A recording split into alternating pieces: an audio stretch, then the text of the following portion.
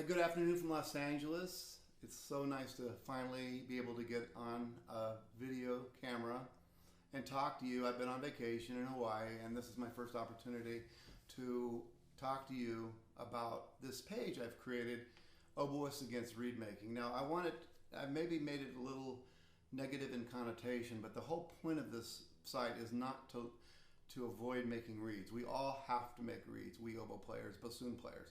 It's how to spend more time making music and less time scraping on the bamboo. And one of the things that I had to do when I was early along in my life, in my Juilliard days and even prior, is I had to learn how to make reeds because my teacher always gave me my reeds, and I never really spent much time knowing exactly what to do to a reed. So here I am today to teach you, especially professionals. I want students and I want teachers to understand this page is not about a shortcut for students. The students need to learn from the get-go how to make reeds from the beginning to the end. And this site is primarily for people who are tired of spending an hour or two looking at a piece of bamboo, making the reed from the get-go, and then finding out that it's a bad piece of cane, or it cracks, or you've just wasted an hour, 2 hours of your life, and then you have to move on to another piece of cane. Now, this has happened to me numerous times, or I wouldn't be here talking to you today about this. I've spent so many hours wasting my time when I could be practicing the oboe. So this today is we're going to take this in baby steps.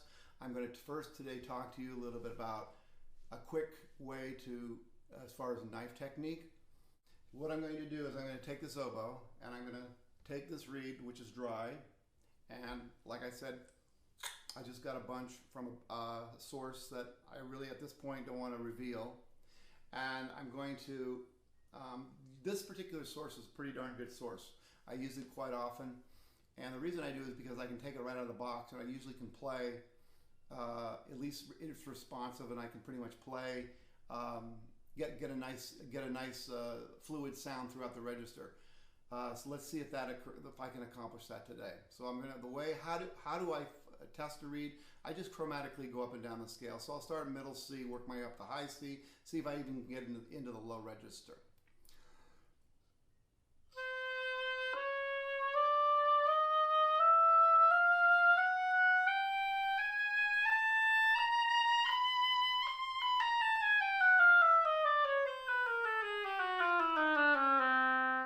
So this reed right now bothers me a little bit because it's a little bit thin. So I'm going to go one more time up the scale.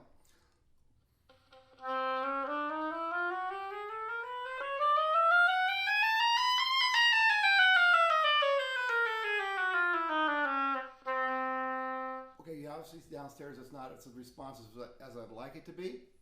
So I'm going to work on that first before I get into the quality of the sound. So I'm going to now come to you with my knife and with my plaque, and I will come closer. Okay, so as we noticed, the very first thing I'm going to do is accomplish getting a nice attack on the bottom end. I'm not 100% convinced that this reed is responsive all throughout all three registers.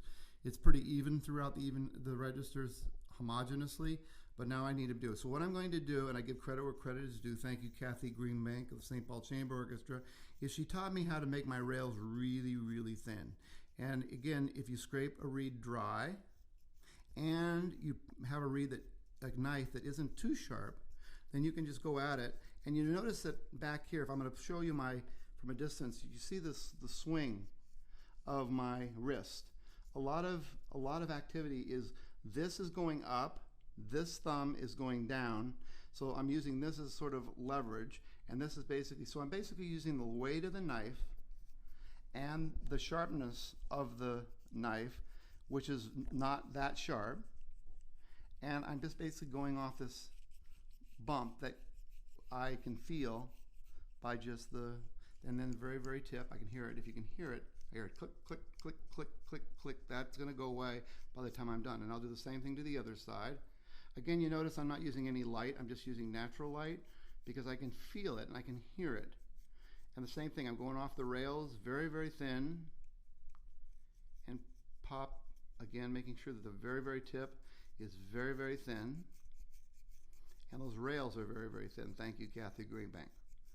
Okay, now what I'm going to do now is, you notice I haven't touched the back of the reed yet because I'm not worried about the quality of the sound as much as the response.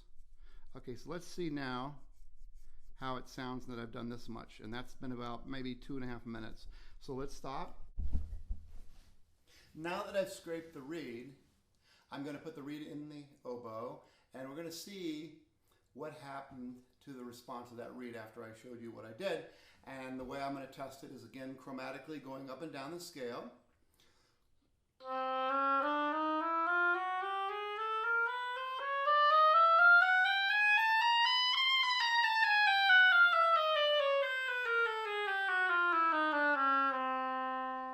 And the other way I'm going to test it too, now that I feel I have it in a lower register, and I'm not worrying about the sound, just the response, I'm going to test it by playing something maybe a little bit faster to see how the timing part of it is.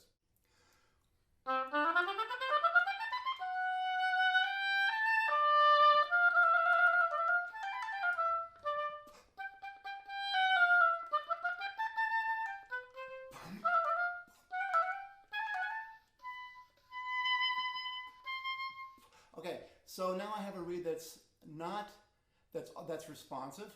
Now the next goal, which we'll accomplish in the next time I see you, is to create a better sound. It's a little thin for my ears right now, and that's what we're going to accomplish next time. So anyway, that's today's lesson, and I hope you learned something.